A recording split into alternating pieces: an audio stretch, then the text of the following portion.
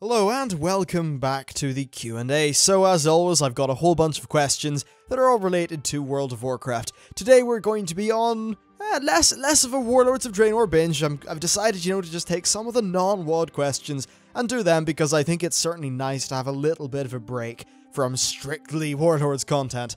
So as always, if you have a question, then of course you can leave it down in the comments for this video, and probably some point in like a week or two when the comments from the first Q&A video, or the most recent one, run out, then I'll check this one. So yeah, it might take a while, but your questions will be read and answered. So first of all, let's go into a question that was left by Jinsu2301.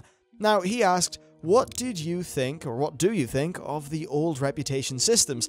I'm talking about ones like the Sons of Hooooddddiiiirrrr, which were kind of mandatory for the shoulder enchants, but they gave you ways to farm besides just doing daily quests. For an example, there were also hand-ins. He also said that he personally liked the fact that some things, like say the enchants, were account-bound, so you would only have to do things once. And he found it rather strange that Blizzard kind of removed the Talbards and did various things like that. Okay then, so this is a great question, and there's a lot to talk about here about how some of these old rep systems did work a little bit better than some of the more modern ones. Now, first of all, I'm going to tackle the issue of Talbards.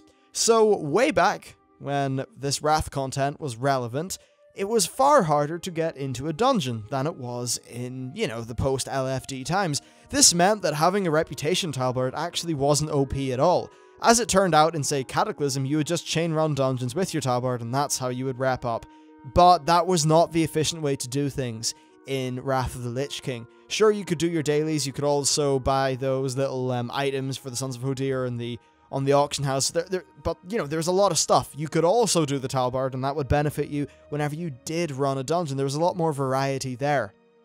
I don't think that reputation Talbards would actually be a good thing in Warlords of Draenor when we have the LFD queue. I just don't think that would work, because it would make it so that the most efficient way of repping up would be staying in your garrison and queuing things. That should never be the case, in my opinion.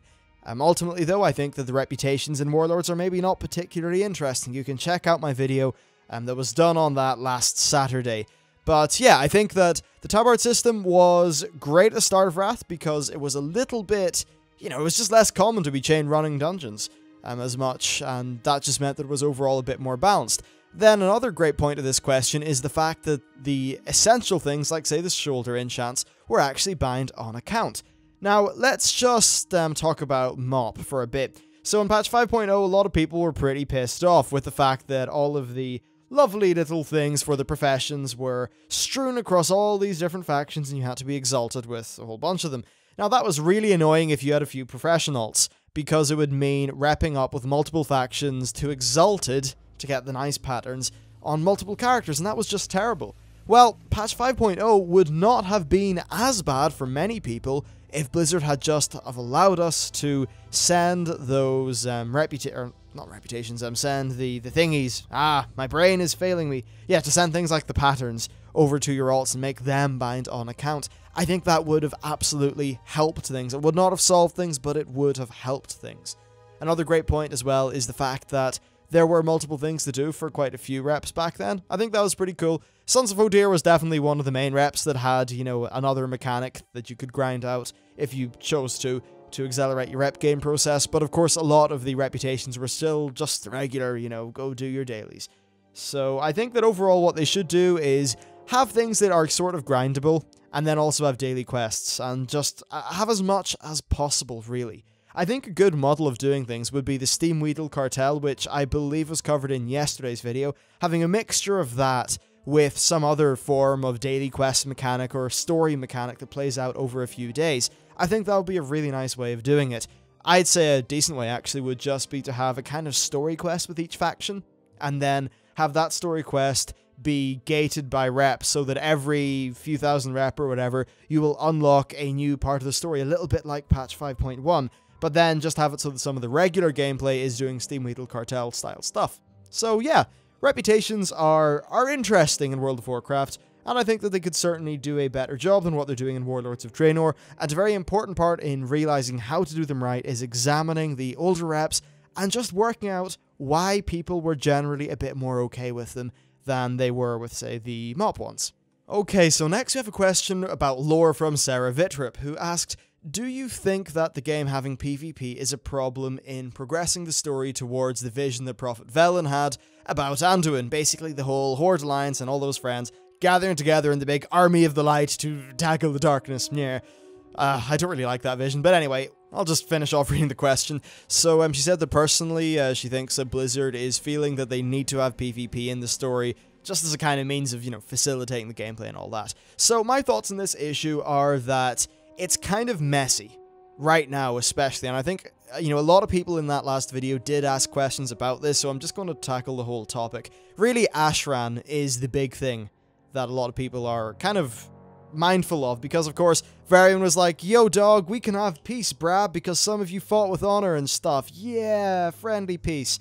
And then, of course, give it a year later, well, probably only a few months in terms of lore time, but anyway, right after, we are, of course, butchering each other again on Ashran. Now, the way that I see this is that really it's a completely separate system, and they have got no real connection to each other whatsoever. It's just the fact that Blizzard really need to, well, it's what they do actually, is, they sort of differentiate gameplay with other things. So even if the Horde and Alliance are kind of buddy-buddy, we're still able to kill Horde players, we're still able to do battlegrounds, and things like Ashran can still exist. I think it would be pretty bad if the game's lore meant that they wouldn't be able to do some gameplay, because I'd imagine that a lot of people are going to enjoy Ashran, and if Blizzard weren't able to do Ashran because they were scared about messing up some sort of story, then that would just overall not be good for the game. So really, it's more just a matter of us, as players, those of us who are interested in the lore, just sort of seeing that divide and being okay with it. Because an MMO has got to appeal to so many different kinds of players, and PvP players are absolutely one of those kinds. And yeah, I don't really think that PvP actually plays much of a role in the story anyway.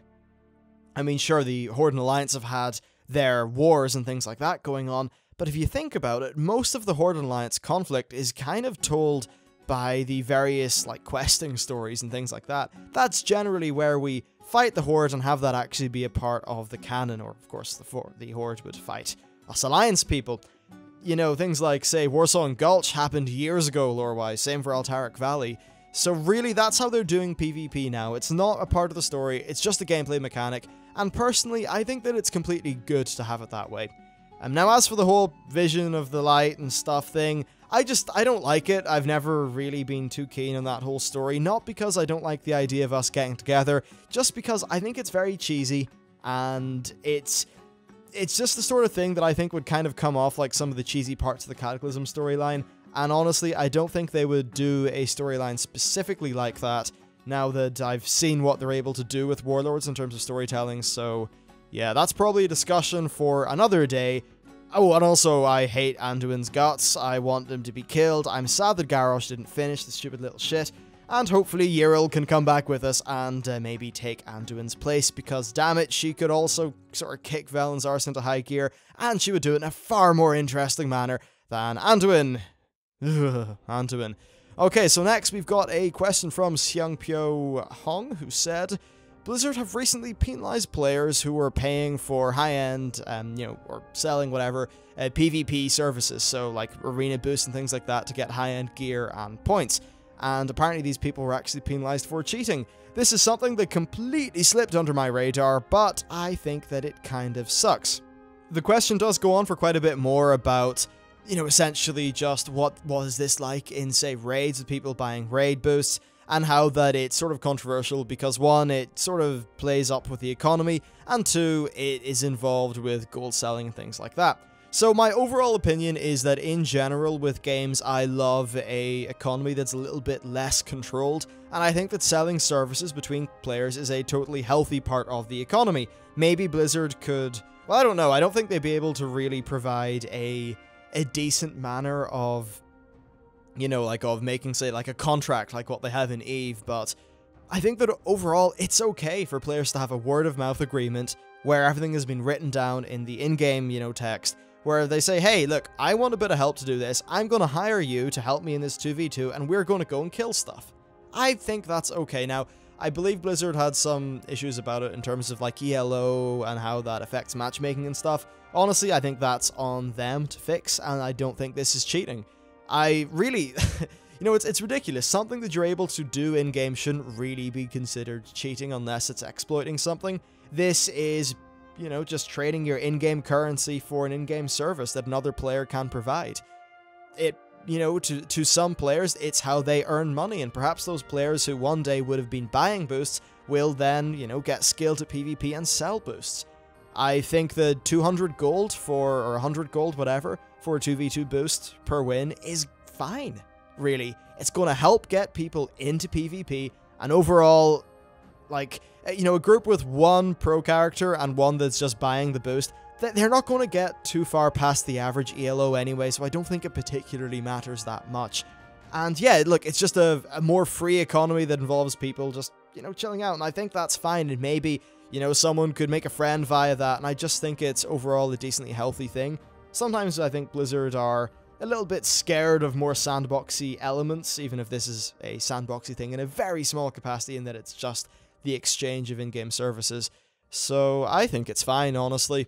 In terms of gold selling and things like that, well, honestly, I think that's on Blizzard to fix, not on players. And yes, while it does exist, Blizzard should just get better at, you know, detecting it and not penalize people who honestly just want to give 200 gold so they can get some conquest points and, you know, something like that. And it's obviously not just, you know, putting your gold into a vending machine and getting conquest points back. It's not that. You still have to be there and play a bit of the game.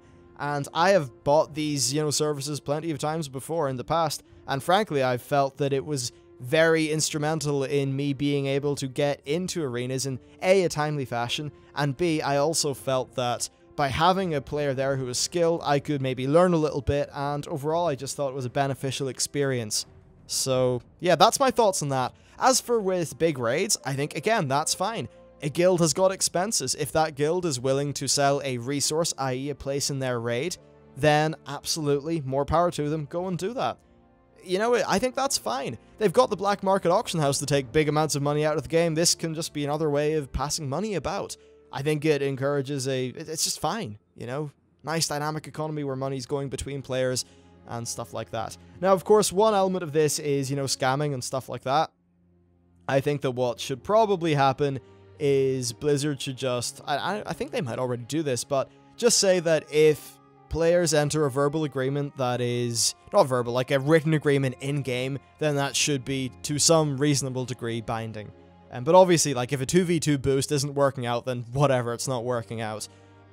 I think that maybe it could get problematic if there was just, like, loads of CS complaints, or customer service, you know, complaints about this, but I think it would be worth just seeing how things play out.